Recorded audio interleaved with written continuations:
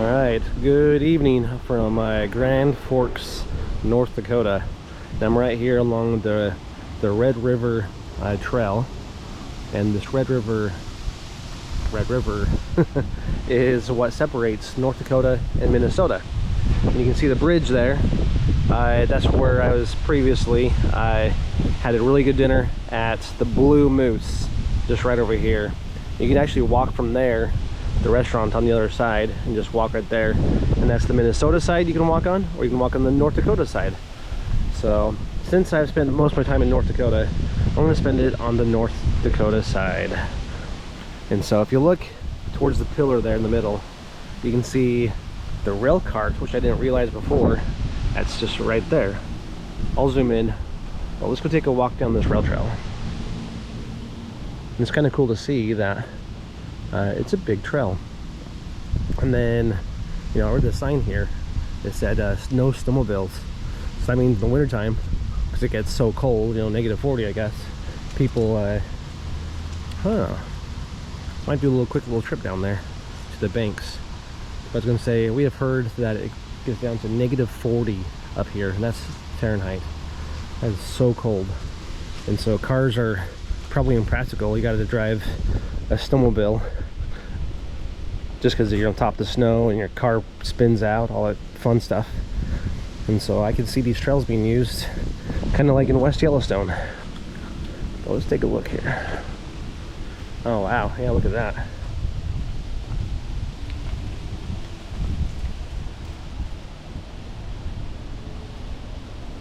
So I'm going to walk this rail trail just for a little while.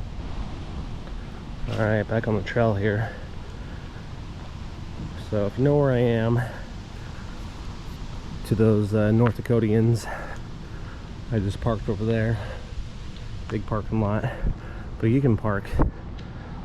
There's a lot of places along this trail, you know, which goes for miles up and down the river. So there really is like no starting point per se that I looked or that I found. Yeah, so a really good restaurant, yeah, called the Blue Moose. Recommend that.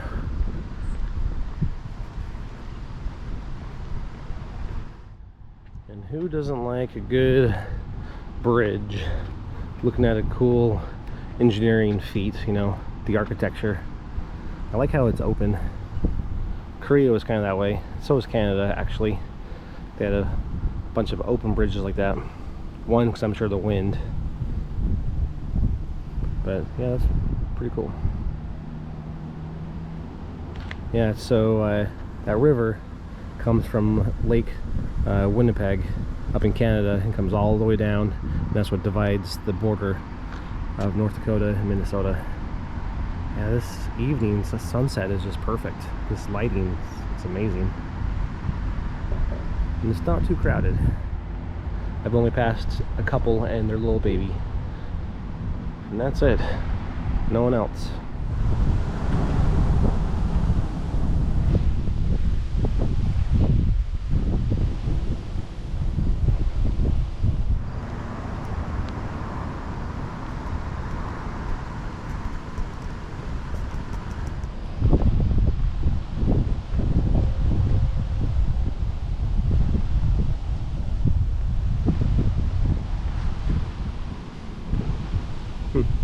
Not sure what that means. Yeah, this part of the bridge here, the trail, I don't know what it is. It smells like a sewer. It smells like a dog food plant. It smells like a swamp. It's all three of those combined.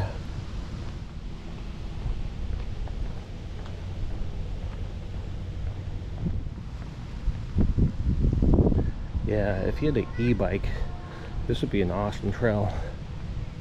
Or just ride your bike manually, burn some fat. I need to do that. I need to get my legs back into shape here. It's one of my goals this fall and winter is not just hike and run and stuff. Bug went in my eyeball. That was weird. Anyways, get back into shape, you know. I am going back to the gym now.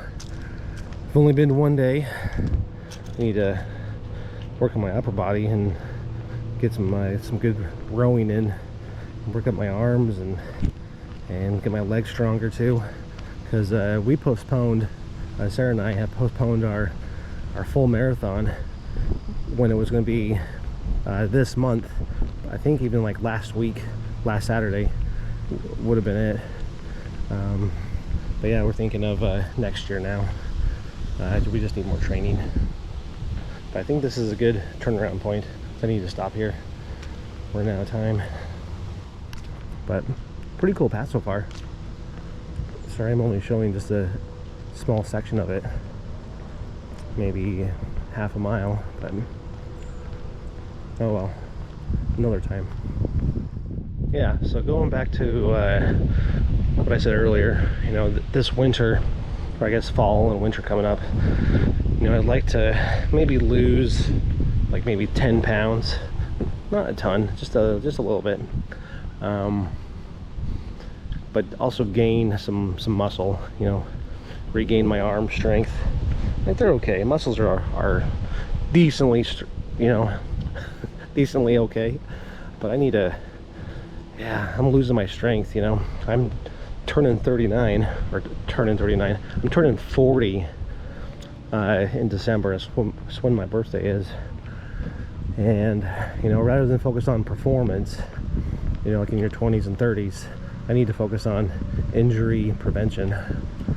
So I need to, you know, just keep stretching.